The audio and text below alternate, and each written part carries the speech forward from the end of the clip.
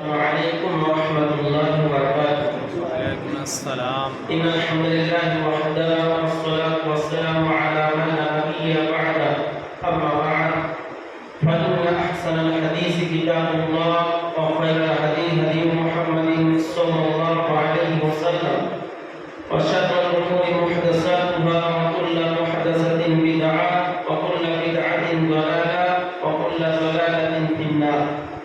فقد قال الله تعالى في كلامه المجيد وفرقانه الحميد: أعوذ بالله من الشيطان الرجيم. بسم الله الرحمن الرحيم. يا أيها المدثر قم فأنذر وربك فكبر. وقال في موضع آخر: وأنذر عاشرتك الأقربين. وعن عبد الله بن عمر رضي الله تعالى عنهما قال: قال رسول الله صلى الله عليه وسلم: بلغوا عني ولو آية وحدثوا عن بني إسرائيل لا حرج ومن كذب علي متعمدا فليتبرأ مقعده من النار. رواه البخاري.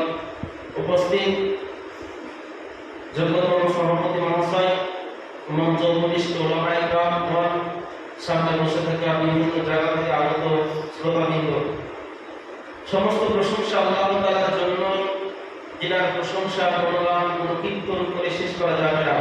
আল্লাহ তাআলা সূরা লোকমান সূরা নম্বর 31 আয়াত নম্বর 7 বলছেন: ওয়ালা আন্নামা ফিল আরদি মিন শাজারাতিন আকলাম। যদিও তোমরা পৃথিবীর সমস্ত বৃক্ষ লতাগুলোকে কালি বানাও, কলম বানাও, আকলাম কলম তৈরি করো,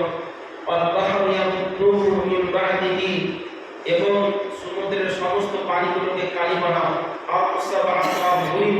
তার সঙ্গে আরো 7টা সমুদ্রের পানিকে যোগ করো, এইগুলো কালি বানাও। মা নাফিদাত কালিমাতুল্লাহ, তবু তোমরা আল্লাহ তাআলার কালাম, আল্লাহর প্রশংসা লিখে শেষ করতে পারবে না। এই আয়াতটি আমাদের কাছে খুবই একটা গুরুত্বপূর্ণ, যে আল্লাহ তাআলার প্রশংসা করে। এই এত গাছ গাছালি লতা পাতা আছে, সেগুলো কলম, এত সমুদ্র নহর মহাসাগর এগুলো আছে, এগুলোকে কালি, আর এই কালি এবং কলম দিয়ে যদি আল্লাহর প্রশংসা লেখা যায়, যে আল্লাহ তাআলা আমার দুই চক্ষু দান করেছে, আলহামদুলিল্লাহ, আল্লাহ তাআলা আমার দুই হাত দিয়েছে, আলহামদুলিল্লাহ, এইভাবে লিখতে লিখতে আল্লাহ তাআলা বলছেন কলম কালি শেষ হবে, তবে তোমরা আল্লাহর প্রশংসা করে শেষ করতে পারবে না। যেমন সেই মহান আল্লাহ তাআলা আমরা সংক্ষিপ্ত প্রশংসা করি আলহামদুলিল্লাহ। দিনাত পরে দিনার হাবিব সাইয়্যিদুল মুরসালিন খাতিমুন নবিয়্যিন হযরত মুহাম্মদ মুস্তাফা সাল্লাল্লাহু আলাইহি ওয়াসাল্লামের উপর অসংখ্য দরুদ সালাত বর্ষিত আল্লাহুম্মা বারিক আলাইহি। আমি আপনাদের সম্মুখে যে বিষয়টি নিয়ে আলোচনা করব সেটা হলো দাওয়াত ও তাবলীগ। কারণ আপনাদের জন্য তো দাওয়াতি ইজতেমা বা তাবলীগ ইজতেমা, এই দাওয়াত এবং তাবলীগ দুটোই আরবি শব্দ, আমরা যদিও সেটা ব্যবহার করে থাকি। দাওয়াত শব্দের শাব্দিক অর্থ হলো আমন্ত্রণ জানানো, মানুষকে ডাকা, আহ্বান করা। শরীয়তের পরিভাষায় মহান আল্লাহ তাআলা সিরাতে মুস্তাকিম, সঠিক পথের দিকে মানুষকে আল্লাহ এবং তার রাসূলের, আল্লাহ তাআলা কোরআন এবং সেই হাদিসের কথা শোনানোর জন্য মানুষকে আমন্ত্রণ জানানো, ডাকার নাম হলো দাওয়াত। তাবলীগ এটা আরবি শব্দ, এর শাব্দিক অর্থ হলো পৌঁছানো বা প্রচার করা। শরীয়তের পরিভাষায় মহান আল্লাহ তাআলার বাণী, রাসূলুল্লাহ সাল্লাল্লাহু আলাইহি ওয়াসাল্লামের সহিহ সুন্নাহ মানুষের কাছে কাছে বা কানে কানে পৌঁছে দেওয়ার নাম হলো তাবলীগ। এই দাওয়াত এবং তাবলীগের নির্দেশ বা আদেশ কি?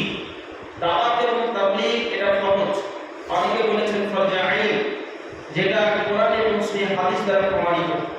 আল্লাহ তাআলা সূরা মুদ্দাসসির সূরা নম্বর 74 আয়াত নম্বর 1-2 আল্লাহ তাআলা এটা বলছেন: ইয়া আইয়ুহাল মুদ্দাসসির, হে চাদর আবৃতকারী মুহাম্মদ সাল্লাল্লাহু আলাইহি ওয়াসাল্লাম। তিনি কেন চাদর আবৃত করে শুয়ে আছেন বা চাদর মুড়ি দিয়ে শুয়ে আছেন, এর প্রেক্ষাপট আছে। তো এর প্রেক্ষাপট আছে যে তিনি চাদর আবৃত করে কেন শুয়ে আছেন। কারণ মুহাম্মদ সাল্লাল্লাহু আলাইহি ওয়াসাল্লামের কাছে প্রথম ওয়াহী অবতীর্ণ হলো ইকরা, হে মুহাম্মদ সাল্লাল্লাহু আলাইহি ওয়াসাল্লাম আপনি পড়ুন। এই 5টি আয়াত যখন সূরা আল্লাহকে অবতীর্ণ হলো, তখন নবী সাল্লাল্লাহু আলাইহি ওয়াসাল্লাম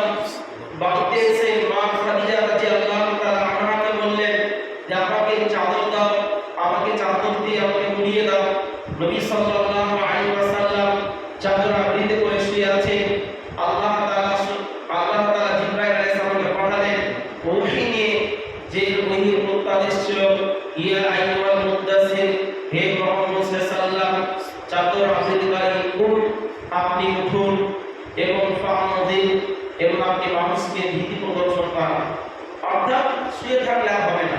এবার আপনি মানুষকে আল্লাহ তাআলার প্রতি ঈমান না আনার পরিণতি সম্পর্কে মানুষকে ভয় দেখান। এই আয়াত প্রমাণ করে যে মুহাম্মদ সাল্লাল্লাহু আলাইহি ওয়াসাল্লামের উপর তাবলীগ করা ফরজ হয়ে গেল। তাই আল্লাহ তাআলা সূরা মাইদার 67 নম্বর আয়াত আল্লাহ তাআলা এখানে বলছেন, ইয়া আইয়ুহার রাসূল বাল্লিগ মা উনজিলা ইলাইকা মির রাব্বিক ওয়া ইল্লাম তাফআল ফামা বাল্লাগতা রিসালাহ। হে রাসূল মুহাম্মদ সাল্লাল্লাহু আলাইহি ওয়াসাল্লাম, ইয়া আইয়ুহার রাসূল বাল্লিগ, আপনি তাবলীগ করুন, প্রচার করুন, পৌঁছে দেন। ইয়া আইয়ুহার রাসূল বাল্লিগ, কি প্রচার করবেন? মা উনজিলা ইলাইকা মির রাব্বিক, আপনার রবের পক্ষ থেকে যা কিছু অবতীর্ণ করা হচ্ছে, অর্থাৎ এই ওহী কোরআন, এই কোরআনের বাণী আপনি মানুষের কাছে পৌঁছে দেন। এবং যদি ওয়াইলাম তাফআল, যদি আপনি এটা না করেন, ফামা বাল্লাগতা রিসালাহ, তাহলে আপনি রিসালাতের দায়িত্ব আপনি কিছুই পালন করলেন না। তাহলে মুহাম্মদ সাল্লাল্লাহু আলাইহি ওয়াসাল্লাম এক আদেশ করলেন আর একটা সতর্কবাণী হুঁশিয়ারি দিয়ে দিলেন যে আপনি তাবলীগ করুন, প্রচার করুন, যা অবতীর্ণ করা হচ্ছে, অর্থাৎ এই কোরআনের বাণী। আর যদি আপনি এটা না করেন তাহলে আপনি নবী হওয়ার দায়িত্ব, রাসূলের দায়িত্ব কিছুই প্রচার করলেন না। মুহাম্মদ সাল্লাল্লাহু আলাইহি ওয়াসাল্লামের বাণী এই মক্কা থেকে মদিনা থেকে 5000 কিলোমিটার দূরত্ব এই মুর্শিদাবাদ বা ওয়েস্ট বেঙ্গলে যে বিভাগীয় তিনি পৌঁছে দেওয়ার ব্যবস্থা করে দিয়েছেন। আল্লাহ তাআলা সূরা 50 আয়াত নম্বর 45 বলছেন, ফাযাক্কির বিল কুরআনি মান ইয়াখাফু ওয়াঈদ। যত আমলের শেখাগুলো আছে, আদেশগুলো, অপটেটিভ সেন্টেন্স সব আল্লাহ রাসূল সাল্লাল্লাহু আলাইহি ওয়াসাল্লামকে সম্বোধন করে যে ফাযাক্কির, হে মুহাম্মদ সাল্লাল্লাহু আলাইহি ওয়াসাল্লাম, আপনি উপদেশ দিন, জিকির করুন, উপদেশ দিন, বিল কুরআন, কোরআনের মাধ্যমে। তাদেরকে মান ইয়াখাফু ওয়াঈদ, যারা আমার শাস্তিকে ভয় করে, অর্থাৎ যারা আমার শাস্তিকে ভয় করে, যারা ঈমানদার ব্যক্তি, তাদেরকে কোরআনের দ্বারাতে, কোরআনের সাহায্যে তুমি মানুষকে জিকির করো, অর্থাৎ মানুষকে উপদেশ দাও। এই দুটো বা তিনটা আয়াত থেকে আমরা বুঝতে পারলাম সহজে এই দাওয়াত এবং তাবলীগের কাজটা কত বড় দায়িত্ব এবং আল্লাহ রাসূল সাল্লাল্লাহু আলাইহি ওয়াসাল্লামের উপর আদেশ, এবং যেটাকে আমরা ফরজ বলি। একটি হাদিস দ্বারা প্রমাণিত, হযরত আব্দুল্লাহ বিন আমর বিন আস রাদিয়াল্লাহু তাআলা আনহুমা তিনি হাদিস বর্ণনা করছেন, ক্বালা রাসূলুল্লাহি সাল্লাল্লাহু আলাইহি ওয়াসাল্লাম, বাল্লিগু আন্নী ওয়ালাউ আয়া ওয়া হাদিসু আন বানী ইসরাঈল। হাদিসটি সহিহ বুখারী এবং মিসকাতের 198 নম্বর হাদিস। হাদিসের বর্ণনাকারী হলেন আব্দুল্লাহ বিন আমর বিন আস রাদিয়াল্লাহু তাআলা আনহুমা। তিনি বলেছেন, রাসূলুল্লাহ সাল্লাল্লাহু আলাইহি ওয়াসাল্লাম বলেছেন, বাল্লিগু আন্নী ওয়ালাউ আয়া, তোমরা প্রচার করো, তাবলীগ করো, যদিও আমার পক্ষ থেকে তাবলীগ করো, যদি একটি আয়াত হয়, একটা সেন্টেন্স বা বাক্য হয়, সেটাও তোমরা মানুষকে আল্লাহ তাআলার বাণী হিসাবে, রাসূল সাল্লাল্লাহু আলাইহি ওয়াসাল্লামের সেই সুন্নাহ হিসেবে মানুষের কাছে পৌঁছে দাও। তারপর আছে হাদিস আন বানী ইসরাঈল, যেটা অন্য বিষয়। তোমরা বানী ইসরাঈলের ঘটনা তোমরা প্রচার করতে পারো, লা হারাজা, কোনো অসুবিধা নাই। তবে মান কাযাবা আলাইয়া মুতাআম্মিদান ফালিয়াতাবাওয়াউ মাকআদাহু মিনান নার, যারা আমার নামে মিথ্যা হাদিস প্রচার করবে বা আমার নামে মিথ্যা কথা তোমরা দিলে মিথ্যা কথা প্রচার করে দিবে, তাদের বাসস্থান যেন তারা জাহান্নামে নির্মাণ করবে। সুতরাং আমরা একটা আয়াত জানলে প্রচার করতে হবে, এটা আল্লাহ রাসূলের আদেশ, কিন্তু সেটা নিয়ে বাড়াবাড়ি যেন না হয়, সেটা নিয়ে মিথ্যা হাদিস যেন না হয়। কারণ হাদিস যে মিথ্যা হয়, জাল হয়, ভিত্তিহীন হয়, এটা রাসূল সাল্লাল্লাহু আলাইহি ওয়াসাল্লাম নিজের বাণী দ্বারাই বলে গেছেন যে হাদিস মিথ্যা হবে, আমার নামে মিথ্যা হাদিস ছড়ানো হবে। সুতরাং আমার নামে মিথ্যা হাদিস প্রচার করা থেকে সতর্ক থাকবে। মান কাযাবা আলাইয়া মুতাআম্মিদান ফালিয়াতাবাওয়াউ মাকআদাহু মিনান নার, আর যারা এটা করবে তাদের বাসস্থান যেন জাহান্নামে। এই হাদিস থেকে প্রমাণিত হলো যে দাওয়াত এবং তাবলীগের কাজ এটা হলো ফরজ, যেটা মুহাম্মদ সাল্লাল্লাহু আলাইহি ওয়াসাল্লাম বলেছেন। একটা আয়াত বা একটা হাদিস, একটা সেন্টেন্স জানলেও সেটা মানুষের কাছে পৌঁছে দিতে হবে। এবার আসুন, দাওয়াত এবং তাবলীগের ভিত্তি, আমি যে মানুষকে দাওয়াত দিব এবং তাবলীগ করব, এর ভিত্তি কি হবে? কিসের উপর ভিত্তি করে আমাকে দাওয়াত এবং তাবলীগের কাজ করতে হবে? এই সম্পর্কে রাসূলুল্লাহ সাল্লাল্লাহু আলাইহি ওয়াসাল্লাম বিদায় হজের ভাষণে আরাফার ময়দানে জাবালুর রহমাতে উঠে তিনি একটি হাদিস, যদিও তিনি অনেক বিদায় হজের ভাষণ খুব গুরুত্বপূর্ণ, তার মধ্যে মধ্যে তিনি একটি হাদিস বা একটা বাক্য বলে গিয়েছিলেন, আন আনাস বিন মালিক ওয়া মালিক বিন আনাস মুরসালান রাহিমাহুল্লাহ ক্বালা রাসূলুল্লাহ সাল্লাল্লাহু আলাইহি ওয়াসাল্লাম তারাকতু ফীকুম আমরাইন লাম তাজিলু মা তামাসসাকতুম বিহিমা কিতাবাল্লাহি ওয়া সুন্নাত রাসূলিহি। ইমাম মালিক মুওয়াত্তা। হাদিসটি মুরসাল, কারণ ইমাম মালিক রাসূলকে দেখেননি, কারণ তিনি ডাইরেক্ট রাসূলের সূত্রে তিনি হাদিস বর্ণনা করছেন, এই জন্য হাদিসকে বলা হয় মুরসাল। কিন্তু নাসিরুদ্দিন আলবানী রাহিমাহুল্লাহ তিনি বলেন হাদিসটি হাসান। সুতরাং এটা বলা যাবে, এখান থেকে শিক্ষা নেওয়া যাবে।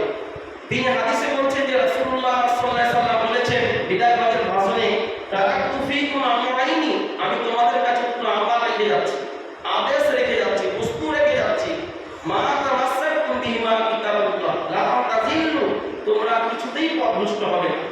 তোমরা যদি ওই দুটো বস্তুকে আঁকড়ে ধরো, ওই দুটো বস্তু অনুযায়ী নিজের জীবনটাকে পরিচালিত করো, তাহলে তোমরা কোনোভাবেই তোমরা কি হবে না, পথভ্রষ্ট হবে না। সেটা হবে কিতাবুল্লাহ, আল্লাহর কিতাব আল কোরআন, ওয়া সুন্নাত রাসূলিহি, তার রাসূলের সহিহ সুন্নাহ আল হাদিস। এই কোরআন এবং হাদিস মোতাবেক তোমরা কি করবে, নিজের জীবনটাকে পরিচালিত করবে, নিজের জীবন থেকে গড়বে, তাহলে তোমরা পথভ্রষ্ট হবে না, তোমরা মুসলমান, তোমরা কি হবে না, অধঃপতনের অটল তলে চলে যাবে। আজকে ভাবুন আমাদের কাছ থেকে কোরআন হাদিস কত দূরে, আমরা কোরআন হাদিস থেকে কত দূরে, আমরা কোরআন পড়তে জানি না, হাদিস তো দূরের কথা, কোরআনের অর্থ পড়তে জানি না, বা কোরআন অনেকে রিডিং করতে পারি না। আজকে কোরআন দূর বলে আমাদের কাছ থেকে কোরআন মানে দূরে হয়ে গেছে বলে আজকে আমাদের এই অবস্থা, মুসলমানরা এত নির্যাতিত, নিপীড়িত। দাওয়াত এবং তাবলীগের কাজ তাহলে আমরা জানলাম যে কোরআন এবং সহিহ হাদিস মোতাবেক হবে। তো দাওয়াত এবং তাবলীগের কাজ কাকে দিয়ে শুরু করব? এই কাজটা আমরা কাকে দিয়ে শুরু করব? আপনি নিজেকে দিয়ে শুরু করবেন, কারণ আল্লাহ তাআলা আদেশ, আমি দাওয়াত এবং তাবলীগের যখন জ্ঞান অর্জন করব, এই কাজটা আমি নিজেকে দিয়ে শুরু করব, নিজেই সংশোধন হতে হবে। কারণ আল্লাহ তাআলা বলছেন, ইয়া আইয়ুহাল্লাযীনা আমানু লিমা তাকুলুনা মা লা তাফআলুন, হে ঈমানদার, তোমরা কেন সে কথা বলো যা তোমরা নিজেরা করো না। কাবুরা মাকান ইনদাল্লাহ তাকুল, যে তোমরা আল্লাহ তাআলার নিকটে নিকৃষ্ট এটাই যে তোমরা মানুষকে বলবে অথচ নিজেরাই করবে না। সুতরাং আপনি নিজেকে দিয়েই শুরু করুন, যাতে করে কেউ না বলতে পারে যে সে বলছে অথচ নিজে করছে না। এই সম্পর্কে আল্লাহর আদেশ কি? সূরা তাহরিম সূরা নম্বর 66 আয়াত নম্বর 6 আল্লাহ তাআলা বলেছেন, ইয়া আইয়ুহাল্লাযীনা আমানু কু আনফুসাকুম ওয়া আলাইকুম নারা ওয়া কুদুহান নাস ওয়াল হিজারা। আল্লাহ তাআলা এখানে বলছেন, হে ঈমানদারগণ, তোমরা নিজেদেরকে এবং নিজের পরিবারকে জাহান্নামের আগুন থেকে বাঁচাও, যে জাহান্নামের ইন্ধন বা লকড়ি হলো মানুষ এবং পাথর। সুতরাং এই ভয়াবহ জাহান্নাম থেকে তুমি নিজে বাঁচো এবং নিজের পরিবারকে বাঁচাও। তাহলে এই মানুষকে আমি যখন দাওয়াত দিব, যে কথাটি আমি বলবো, সে কথাটি বা যে কাজটি আমি মানুষকে বলবো, তার প্রতি আমার নিজের আমল আছে কিনা এটা অবশ্যই দেখতে হবে। নাহলে বেআমাল আলেম, যারা আমলহীন আলেমের পরিণতি ভয়াবহ। আল্লাহ তাআলা বলেছেন, আতা'মুরুনা আন-নাসা বিল বিররি ওয়া তানসাউনা আনফুসাকুম ওয়া আনতুম তাতলুনাল কিতাবা আফালা তা'কিলুন। আল্লাহ তাআলা সূরা বাকারায় বলছেন যে তোমরা মানুষকে ভালো কাজের আদেশ করছো অথচ নিজেরাই করছো, নিজেরাই ভুলে যাচ্ছ। আতা'মুরুনা আন-নাস বিল বিররি ওয়া তানসাউনা আনফুসাকুম, নিজেরাই করছো না, নিজেদের জন্য ভুলে যাচ্ছ। ওয়া তানসাউনা আনফুসাকুম ওয়া আনতুম তাতলুনাল কিতাব, অথচ তোমরা কিতাব তেলাওয়াত করছো, নিজে পড়ছো বা পড়াচ্ছো। আর তোমরা তাতলুনাল কিতাবা আফালা তা'কিলুন, তোমরা কিছু কি বুঝবে না? তোমাদের কিছু কি আক্কেল জ্ঞান থাকবে না যে তোমরা মানুষকে বলবে অথচ করবে না? সুতরাং সর্বাগ্রে প্রতিটি মানুষের এটা দায়িত্ব যে আমি যেটা মানুষকে বলবো তার মধ্যে আমার নিজের আমল থাকতে হবে। তাহলে দাওয়াত এবং তাবলীগ নিজেকে দিয়ে শুরু করুন। আজ থেকে, এখন থেকে নিজের পরিবারকে সময় দিন, নিজের পরিবারকে সাপ্তাহিক অন্তত একটা টাইম দেন এবং নিজের ছেলে মেয়েকে নিয়ে বসুন। দাওয়াত এবং তাবলীগ যেটা আপনি জানেন সেটা আপনি করুন। শাইখ সাহেব মুফতি বলেছেন যে জুম্মার নামাজ 52টা জুম্মাতে যদি আপনি একটা করে হাদিস অর্থাৎ বাংলাতেও যদি আপনি মনে রাখেন, তাহলে 52টা হাদিস আপনার শেখা হবে। এই হাদিসের কথাগুলো আপনি একটা নয় 52টা শিখেছেন। আর আল্লাহ রাসূল বলেছেন একটা হলেও মানুষের কাছে প্রচার করো। সুতরাং প্রচার করবে কোথায়? আপনার পরিবারকে দিয়ে শুরু করুন। আলহামদুলিল্লাহ, মাশাআল্লাহ, আপনার ফ্যামিলি ভালো, পরিবারের সকলে নামাজ পড়ে, সকলে ইসলাম মেনে চলে, খুব সুন্দর। অবশ্যই এটাকে বলা হয় আদর্শ পরিবার। কিন্তু পরিবারকে দাওয়াত দিয়ে শেষ, এখানে কি আমাদের কাজ শেষ হয়ে যাবে? না, এরপরে আপনার নিকটতম আত্মীয়, নিকটতম আত্মীয় কাকে বলে? মা, বাপ, চাচা, খালু, ফুফু, যাদেরকে আমরা নিকটতম আত্মীয় বলি, এদেরকেও দাওয়াত এবং তাবলীগের কাজ এদের কাছে প্রচার করা, এটা হলো ফরজ। বলে তার প্রমাণ আছে। আল্লাহ তাআলা সূরা আশ-শুআরা সূরা নম্বর 26 আয়াত নম্বর 214, আল্লাহ তাআলা এখানে বলেছেন ওয়ানজির আশিরাতাকাল আকরাবিন, হে মুহাম্মদ সাল্লাল্লাহু আলাইহি ওয়াসাল্লাম, আপনি আপনার নিকটতম আত্মীয়দেরকে ঈমান না আনার পরিণতি সম্পর্কে ভয় দেখান।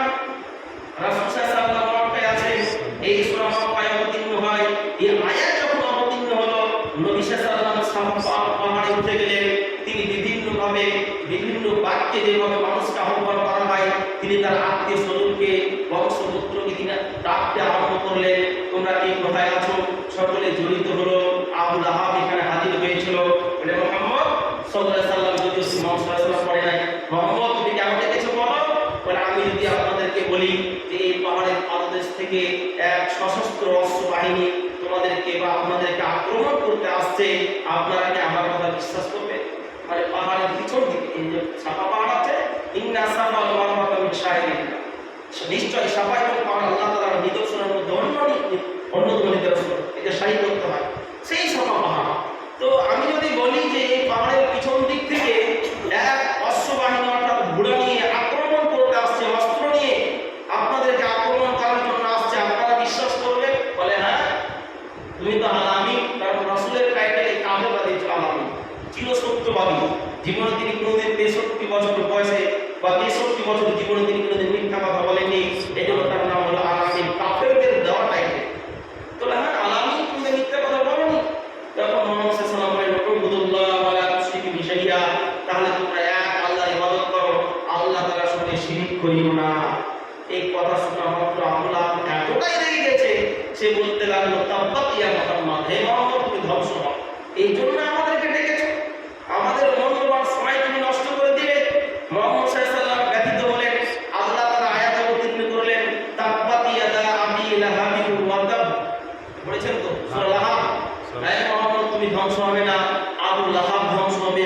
আবু লাহাবের দুই হাত, কারণ সে দেবী মানুষ ছিল, হাতগুলো ছোট ছোট ছিল, হাত হিলে হিলে সে বলেছিল মুহাম্মদ তুমি ধ্বংস হও। তোর আল্লাহ বলেন তাব্বাত ইয়াদা আবি লাহাবিন ওয়া তাব, আবু লাহাবের তার দুই হাত ধ্বংস, যা সে উপার্জন করেছে সব কিছু ধ্বংস। এর মধ্যে একটা ব্যাখ্যা আছে। যেমন আমার বলার উদ্দেশ্য হলো দাওয়াত এবং তাবলীগের কাজ পরিবারের পরেই নিকটতম আত্মীয়। আপনার আত্মীয় আছে, অনেকের নানা নানি আছে যারা হয়তো মাজার পূজারী, অনেকের আছে যে মাজার পূজারী আমার নানা নানি, আমাদের অনেক আত্মীয় অনেক কিছু। অবশ্যই তাদেরকে শিরক এবং বিদআতের ভয়াবহ সম্পর্কে বলতে হবে, তাদেরকে দাওয়াত দিতে হবে, দাওয়াতি কাজ করতে হবে। সুতরাং এটা দায়িত্ব, আল্লাহ তাআলার পক্ষ থেকে কোনো দায়িত্ব।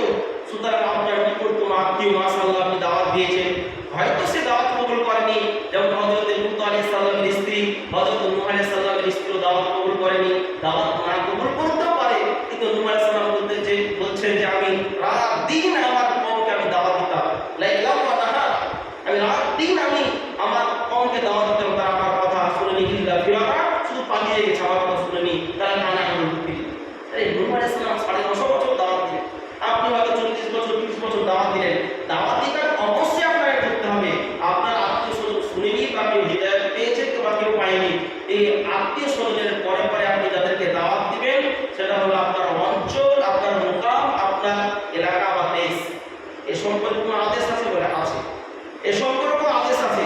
আল্লাহ তাআলা সূরা আনআম সূরা নম্বর 6 আয়াত নম্বর 92 আল্লাহ তাআলা বলেছেন, ওয়াকুনতুরুল কুরআন ওয়া তাহাল্লাহু, আল্লাহ তাআলা বলেছেন হে মুহাম্মদ সাল্লাল্লাহু আলাইহি ওয়াসাল্লাম, আপনি আপনার উম্মুল কুরা বলা হয় মক্কাকে, আপনার মাতৃভূমি এবং মাতৃভূমির আশেপাশে যে এলাকাগুলো আছে এই এলাকাগুলোতে তুমি মানুষকে ঈমান আনার পরিণতি সম্পর্কে দাওয়াত দাও, ভীতি প্রদর্শন করো।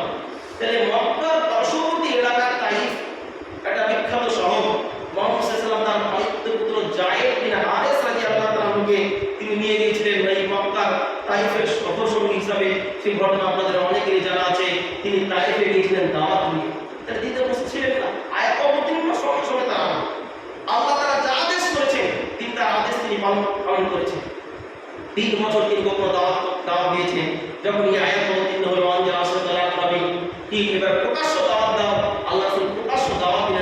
মাটিতে। সুতরাং তিনি তার কাজ তিনি করে গেছেন, তিনার সমস্ত দায়িত্ব তিনি বলেছেন। এমনকি বিদায় হলে তিনি বলে গেলেন যে আমি কি আমার দায়িত্ব পৌঁছে দিতে পেরেছি? সাহাবারা বললেন হ্যাঁ পেরেছি। তখন পেরেছেন, তখন আল্লাহ বলেন হ্যাঁ আল্লাহ তুমি সাক্ষী দেবো আমি আমার দায়িত্ব পৌঁছে দিয়েছি। মুহাম্মদ সাল্লাল্লাহু আলাইহি ওয়াসাল্লাম এই দাওয়াতের কাজ এইভাবে তিনি করে গেছেন। তিনি মক্কা এলাকা এবং মক্কার আশেপাশে যত এলাকা আছে তিনি দাওয়াতের কাজ করে গেছেন। তারপর আল্লাহ তাআলা আমভাবে আয়াত অবতীর্ণ করলেন, ওয়াতাকুম মিনকুম উম্মাতুন ইয়াদউনা ইলাল খায়রি ওয়া ইয়া'মুরুনা বিল মা'রুফ ওয়া ইয়ানহাউনা আনিল মুনকার ওয়া উলাইকা হুমুল মুফলিহুন। আল্লাহ তাআলা সূরা আল ইমরান সূরা নম্বর 3 আয়াত নম্বর 104 বলেছেন, ওয়াতাকুম মিনকুম উম্মাহ, তোমাদের মধ্যে এমন একটি উম্মাহ থাকবে, জাতি থাকবে, সংগঠন থাকবে, দল থাকবে, সব আপনি একটি উম্মাহ সংগঠন দল থাকবে। ওয়াতাকুম মিনকুম উম্মাহ ইয়াদউনা ওয়াতাকুম মিনকুম উম্মাহ ইয়াদউনা ইলাল খায়রি, যারা মানুষকে কল্যাণের দিকে ডাকবে, কল্যাণের দিকে আহ্বান করবে। ইয়াদউনা ইলাল খায়রি, কল্যাণটা কি? সেটা হলো ইয়া'মুরুনা বিল মা'রুফ ওয়া ইয়ানহাউনা আনিল মুনকার, মানুষকে ভালো কাজের আদেশ করবে এবং অন্যায় কাজে বাধা দিবে। ওয়া উলাইকা হুমুল মুফলিহুন, এই গুণ থাকলে তবেই তারা সফলকাম হবে, তারাই সাকসেসফুল হবে। তাহলে মানুষকে কল্যাণের দিকে ডাকা এবং ভালো কাজের আদেশ প্রদান করা এবং অন্যায় কাজে বাধা দেওয়া, তবেই তারা কল্যাণ পাবে। আজকে মানুষকে ভালো কাজে আদেশ প্রদান করা একদম সহজ। কেউ অন্যায় বাধা দিবে কি? আপনার বাড়িতে অন্যায় চলছে, আপনার ছেলে মদ, জুয়া, লটারি, আইপিএল যত রকমের নোংরাম আছে সব করছে, কিন্তু অন্যায় হলে আমরা কি করতে পারি না? বাধা দিতে পারি না। অথচ আমরা মানুষকে এখন এখানে বসে বলে দিলাম এই কাজ করেন, এগুলো করবেন না, নামাজ পড়ুন, হিংসা করবেন না, এগুলো ভালো কাজের আদেশ আছে। কিন্তু অন্যায় যখন দেখছি আমরা অন্যায়ের সময় কেন চোখ বন্ধ করছি? কেন আমরা সেখানে বলছি যে আমি অন্যায় হচ্ছে আমি সেখানে যাবো না বা সেখানে প্রতিবাদ করবো না? কারণ প্রতিবাদ করতে গেলে অনেক রকমের অবস্থা, খারাপ অবস্থা হতে পারে, কিন্তু এটা নয়। এটা এই জামাত বা এই দল বা সংগঠনের কাজ নয়। কাজ হলো আল্লাহ রাসূল সাল্লাল্লাহু আলাইহি ওয়াসাল্লাম তিনটা প্রসেস শিখতে দিয়েছেন অন্যায় বাধা দেওয়ার। নবী সাল্লাল্লাহু আলাইহি ওয়াসাল্লাম বলেছেন ইজা রাআ মুনকার ফালিয়াতাগাইয়ার বিয়াদিহি, যখন তুমি কোনো মুনকার বা অন্যায় কাজ দেখবে তখন তোমার সামর্থ্য থাকলে তুমি সেটা হাত দ্বারা প্রতিবাদ করো। আপনার ছেলে নামাজ পড়ছে না, আপনার ছেলে আপনার সামনে অন্যায় কথা বলছে, আপনি বাপ, আপনি হাত দ্বারা প্রতিবাদ করুন, তাকে প্রহার করুন, এটা আদেশ। আমি শিক্ষক, আমার ছাত্র অন্যায় করছে, আমি তাকে প্রহার করতে পারবো, আমার ক্ষমতা আছে, এখানে আপনি হাত ব্যবহার করুন। ফাইল্লাম ইয়াস্তাতি ফাবিলিসানিহি, ক্ষমতা নাই, বাপ অন্যায় করছে, মাই অন্যায় করছে, আপনার কোনো বয়োজ্যেষ্ঠ মানুষ অন্যায় করছে, আপনি হাত দ্বারা প্রহার করতে পারবেন না, তাহলে ওখানে আপনি মুখে প্রতিবাদ করুন। বাপ অন্যায় করলে অন্যায়, শরীয়ত মোতাবেক যদি অন্যায় করে, কারণ আল্লাহ তাআলা বলেছেন ওয়া ইন জাহাদাকা আলা তুশরিকা বি মা লাইসা লাকা বিহি ইলমুন ফালা তুতি'হুমা ওয়া সাহিবহুমা ফিদ দুনিয়া মা'রুফা। আল্লাহ তাআলা সূরা লুকমান সূরা নম্বর 31 আয়াত নম্বর 14 বলছেন, তোমার বাপ মা যদি অজ্ঞতাবশত তোমাদেরকে শিরক করতে বলে, অন্যায় কাজ করতে বলে, অন্যায় করার জন্য হুকুম করে, তবে তোমরা তাদের সঙ্গে তাদের হুকুম শুনবে না। ফালা তুতি'হুমা ওয়া সাহিবহুমা ফিদ দুনিয়া মা'রুফা, হ্যাঁ দুনিয়াতে তাদের সঙ্গে ভালো ব্যবহার করবে। তাই এখানে বাপ মা অন্যায় করছে, অন্যায় কাজ আপনাকে আদেশ করছে, এখানে আপনি মুখে প্রতিবাদ করবেন। এইভাবে অনেক রকমের উদাহরণ আছে। এবার আল্লাহ রাসূল বলেছেন ফাইল্লাম ইয়াস্তাতি ফাবিকলবিহি যালিকা যাফুল ঈমান, আপনার মুখ দ্বারা প্রতিবাদ করতে পারবেন না, কারণ এমন একটা সিচুয়েশন অবস্থা, সেই অবস্থায় যদি আপনি মুখে প্রতিবাদ করেন হয়তো আপনার উপর কি হবে, আক্রমণ হতে পারে, তোমরা আপনি ওখানে অন্তরে ঘৃণা করবেন। অন্তরে ঘৃণা মানে এটা নয় যে আমি তাকে ঘৃণা করব, কারণ পাপীকে ঘৃণা করতে হয় না, পাপটাকে ঘৃণা করতে হয়। কারণ ওই পাপকে সাইজ করার জন্য কি হবে, আপনি পারবেন না, আপনার দ্বারা তো হবে না, অন্য কোনো দ্বারা মারফত, অন্য কারোর মাধ্যমে আপনি তাকে সজাগ করুন, তাকে সাহিস্তা করুন, আপনি তাকে আল্লাহ তাআলার পথের দিকে ধাবিত করুন। এর নাম হলো এই জালিকা যাফুল ঈমান। যদিও এটা সবচেয়ে নিম্ন বা দুর্বল ঈমান, তবে এটার নাম হলো ঘৃণা। এই ঘৃণা মানে এটা নয় যে তাকে আমি আজীবন এড়িয়ে চলব। তাকে কি করে দাওয়াত দেওয়া যায়, তাকে কি করে সাইজ করা যায়, তাকে কি করে আল্লাহর পথে আনা যায়, আমি তো পারছি না, অন্য কারণে দাঁড়াতে পারবো কিনা। সুতরাং এই মুনকার এটা আমাদের 50% যে আমরা ভালো কাজের আদেশ করছি, অথচ 50% আমরা আল্লাহ তাআলার আদেশ পালন করছি, কিন্তু অন্যায় কাজে বাধা এটাও যে 50% আছে। সুতরাং এটা যদি আমরা না দিলে আমাদের অবস্থা কি হবে স্মরণ করুন। আল্লাহ তাআলা বলেছেন ওয়ালাকাদ আলিমতুল্লাযীনা কাতালাবুকুম ফিস-সাবতি ফাকুলনা লাহুম কুনু কিরাদাতান খাসিরিন। আল্লাহ তাআলা সূরা বাকারা হযরত দাউদ আলাইহিস সালামের ঘটনা উল্লেখ করে স্মরণ করো, যখন শনিবারের কথা, যে শনিবারের সম্পর্কে তারা বিরুদ্ধাচরণ করেছিল, শনিবার নিয়ে যারা বাড়াবাড়ি করেছিল, ওয়ালাকাদ আলিমতুমুল্লাযীনা আ'তাদাউ মিনকুম ফিস-সাবতি ফাকুলনা লাহুম, আমি তাদেরকে বলেছিলাম কুনু কিরাদাতান খাসিন, তোমরা নিকৃষ্ট বাদরে পরিণত হয়ে যাও। শনিবারে হযরতে দাউদ আলাইহিস সালাম তিনি জুম্মা পড়াতেন, যদিও আমাদের শুক্রবার, ইহুদিদের শনিবার, তিনি শনিবারের দিন এভাবে দাওয়াতি কাজ করতে খুতবা দিচ্ছেন। আল্লাহ তাআলা তার কণ্ঠ এত সুন্দর দিয়েছেন, সমুদ্রের মাছগুলো সহ তার কণ্ঠ বা তার আলোচনা শোনার জন্য চলে আসতো। দাউদ আলাইহিস সালামের কাছে উঠে আসলো যে আপনি বারণ করুন তারা যেন শনিবারে মাছ না ধরে। দাউদ আলাইহিস সালাম বারণ করলেন, অনেকে শনিবারের দিন মাছ ধরা বন্ধ করলো, অনেকে করলো না, অনেকে করলো শনিবারে বাদ দিয়ে দিল, বলে রবিবার করতো। দাউদ আলাইহিস সালাম তার দলবলকে নিয়ে হাওয়ারিদেরকে নিয়ে প্রতিবাদ করলেন যে না, এটা শনিবারই ধরা হচ্ছে, শনিবারে বাদ দেওয়া মানে কি শনিবারে ধরা হচ্ছে, তোমরা রবিবারে ধরবে, এটা যুক্তি খারাপ হচ্ছে কিন্তু না, এটা ভুল হচ্ছে। এই মাছ যারা খেয়েছিল এবং এইখানে যারা এখানে তিনটা ছিলেন, তাফসীর কারক বলছে যে তিনটা দলে বিভক্ত হয়েছিল। একটা দল দাউদ আলাইহিস সালামের সঙ্গে ছিল, যারা প্রতিবাদ করেছিল। আর একটা দল ছিল আমরা মাছও খাবো না, প্রতিবাদ করতে যাবো না, তাদের কাছে খারাপ হবে না। আর একটা দল ছিল তারা মাছ খেয়ে মজা পেয়েছিল। এই যারা প্রতিবাদ করেনি আর যারা মাছ খেয়েছিল, আল্লাহ তাআলা এই দুটো দলকেই বলেছিলেন যে তোমরা নিকৃষ্ট বাঁদর পরিণত হয়ে যাও। তারা নিকৃষ্ট বাঁদর হয়ে গিয়েছিল। আল্লাহ তাআলা আযাবে 7 দিন বাঁদর থাকার পর, তাফসীর কারকরা বলেছেন 7 দিন বাঁদর থাকার পর তারপরে তারা সকলে মারা গিয়েছিল। এটা নয় যে ডারউইনের মতবাদ মানুষের বাঁদর ছিল না, ভুল, কিন্তু না, যারা বাঁদর হয়েছিল তারা কেউ হয়েছিল। সুতরাং অন্যায়ের প্রতিবাদ না করার অবস্থা কি হয়েছিল? যদিও মুহাম্মদ সাল্লাল্লাহু আলাইহি ওয়াসাল্লাম আমাদের জন্য দোয়া করেছিল, হে আল্লাহ তুমি আমার উম্মতদেরকে অন্যান্য নবীদের উম্মতের মধ্যে সঙ্গে সঙ্গে শাস্তিতে ধ্বংস করিও না। যেমন অন্যান্য উম্মতরা সঙ্গে সঙ্গে তারা শাস্তিতে ধ্বংস হয়ে গেছে, আযাবে ধ্বংস হয়ে গেছে। তাহলে অন্যায়ের প্রতিবাদ না করলে আপনার উপর এমন বিপদ আসতে পারে। আল্লাহ তাআলা আমাদেরকে হেফাজত করুন। আমিন। তারপরে আল্লাহ তাআলা আরেকটা আয়াতে বলছেন, সূরা ইমরানের 110 নম্বর আয়াত, কুনতুম খায়রা উম্মাহ, তোমরাই হলে উৎকৃষ্ট জাতি। পৃথিবীতে যত জাতি আছে এদেরকে কেন বলা হয় আসরাফুল মাখলুকাত, আল্লাহ তাআলা সম্মানীয় সৃষ্টি। কুনতুম খায়রা উম্মাহ উখরিজাত লিন-নাস, তোমাদের পাঠানো হয়েছে বা তোমাদেরকে বের করা হয়েছে, তোমাদের উদ্ভব পাঠানো হয়েছে মানুষের কল্যাণার্থে, মানুষের যেন কল্যাণ হয়। আমি একজন মানুষ, আপনারা যেন সাহায্য করতে পারি, আপনি একজন মানুষ, আমার যেন সাহায্য করতে পারে প্রত্যেক বিষয়ে। তাই আল্লাহ তাআলা বলেন কুনতুম খায়রা উম্মাহ উখরিজাত লিন-নাস, মানুষের কল্যাণের জন্য তোমাদের সৃষ্টি করা হয়েছে। তাই মানুষের কল্যাণ করবেন কি করে সেটা আল্লাহ বলেছেন, সেটা হলো তা'মুরুনা বিল মা'রুফ, যেটা শেখ সাহেব বলেছিলেন প্রথমে, তা'মুরুনা বিল মা'রুফ, মানুষকে ভালো কাজের আদেশ করবে, ওয়া তানহাউনা আনিল মুনকার, অন্যায় কাজে বাধা দিবে, ওয়া তু'মিনুনা বিল্লাহি, এবং আল্লাহর প্রতি ঈমান আনবে।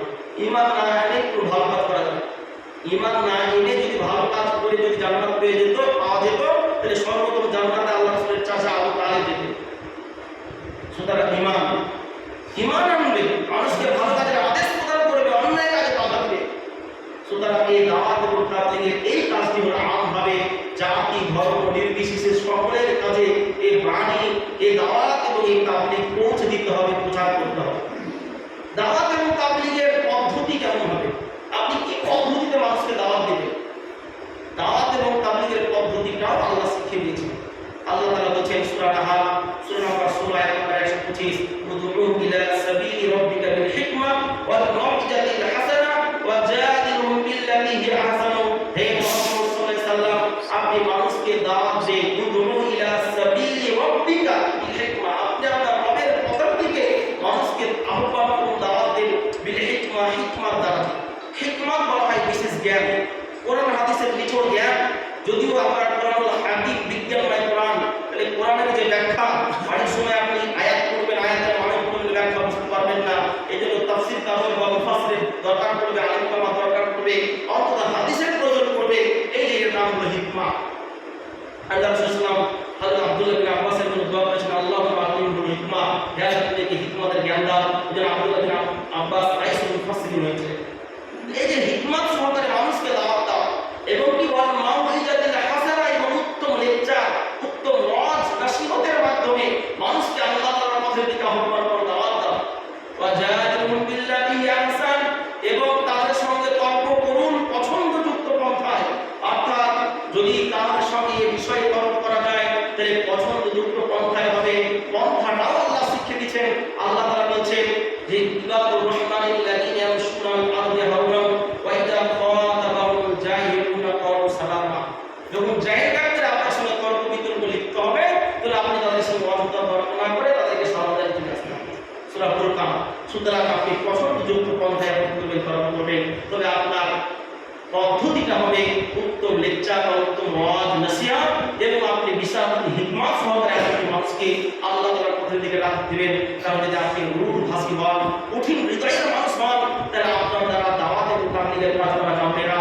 কারণ এই সম্পর্কে আল্লাহ তাআলা মুসা আলাইহিস সালামকে হুঁশিয়ারি দিচ্ছেন, ইযহাবা ইলা ফিরআউনা ইন্নাহু তাগা ফাকুলা লাহু কাওলান লাইয়িনান লাআল্লাহু ইয়াতাযাক্কারু আও ইয়াখশা।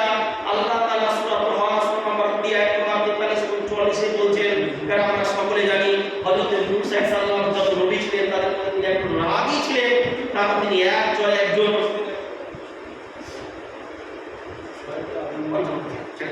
তো আল্লাহ তাআলা এখানে বললেন হে মুসা এবং হারুন, তোমরা দুজনে ফিরআউনের কাছে যাও। আমার ইযহাবা ইলা ফিরআউনা ইন্নাহু তাগা, তোমরা দুজনে যাও ফিরআউনের কাছে, কারণ সে কি হয়েছে, বিদ্রোহী হয়েছে। কারণ ফিরআউন সে এমন একজন শয়তান যে নিজেকে রব দাবি করেছে, ইবলিসের চাইতে সে বাড়িয়ে। কারণ সেখানে যাবে ফাকুলা, এবং তোমরা দুজনে বলবে ফাকুলা লাহু কাওলান লাইয়িনান, নরম কথা, নরম ভাবে তুমি কথা বলবে, নরম ভাবে দাওয়াতের কাজ করবে। কাওলান লাইয়িনান লাআল্লাহু ইয়াতাযাক্কারু ওয়া ইয়াখশা, আশা করা যায় যে তারা আল্লাহ তাআলাকে ভয় করবে অথবা আল্লাহকে স্মরণ করবে। তাকে পাঠাচ্ছেন আল্লাহ তাআলা, মুসা আলাইহিস সালাম পাঠাচ্ছেন এবং হারুন আলাইহিস সালামকে, তাদের দুজনকে আল্লাহ তাআলা শিখিয়ে দিলেন তোমার দাওয়াত এবং তাবলীগের পদ্ধতি হবে এই রকম নরম ভাষায়, মিষ্টি ভাষায়, খুব ভালোভাবে, যেমন করে শিক্ষকরা ছাত্রদেরকে স্নেহ সহকারে বোঝায়, ওরকম তিনি মুবাল্লিগ হবে, দাওয়াতকারী হবে, তাবলীগকারী হবে, তিনি শ্রোতাদেরকে সেভাবে দাওয়াত এবং তাবলীগের কাজ করবেন। বা আপনি আপনার পরিবারে, আপনার সমাজে, আপনার দেশে, আপনার জেলাতে আপনি এইভাবে দাওয়াতের কাজ করবেন। আমরা সংক্ষিপ্ত আলোচনা থেকে এটা বুঝতে পারলাম যে আমরা দাওয়াত এবং তাবলীগের আদেশ কি, নির্দেশ কি আল্লাহ তাআলা, তারপর দাওয়াত এবং তাবলীগের ভিত্তি কি দ্বারা হবে, কোরআন এবং হাদিস দ্বারা। দাওয়াত এবং তাবলীগ কাদের মাঝে শুরু করব, কাকে দিয়ে শুরু করব, সেটা আমরা বুঝতে পারলাম। নিজেকে দিয়ে, নিজের পরিবার, আত্মস্বজন, পাড়া প্রতিবেশী এবং গোটা বিশ্বের মানুষের জন্য দাওয়াত, এবং দাওয়াত এবং তাবলীগের পদ্ধতিটা কেমন হবে এটা আমরা বুঝতে পারলাম। এই সম্পর্কে আরো আলোচনা ছিল। দাওয়াত এবং তাবলীগের কাজ যদি আমি করি তাহলে আমার উপকার কি, না করলে কি ক্ষতি, আল্লাহ তাআলা যদি সব সময় দেয়, আল্লাহ তাআলা যদি শুরুতে ইনশাআল্লাহ আগামী আলোচনা করা হবে। আল্লাহ তাআলার কাছে দোয়া করি, হে আল্লাহ এই গুরু দায়িত্ব যেন আমরা সকলে এই দায়িত্ব পালন করতে পারি। কারণ আমাদের প্রত্যেকেরই দায়িত্ব আমরা যা শুনবো, যা জানবো সেগুলো প্রচার করা, পৌঁছে দেওয়া, জানিয়ে দেওয়া।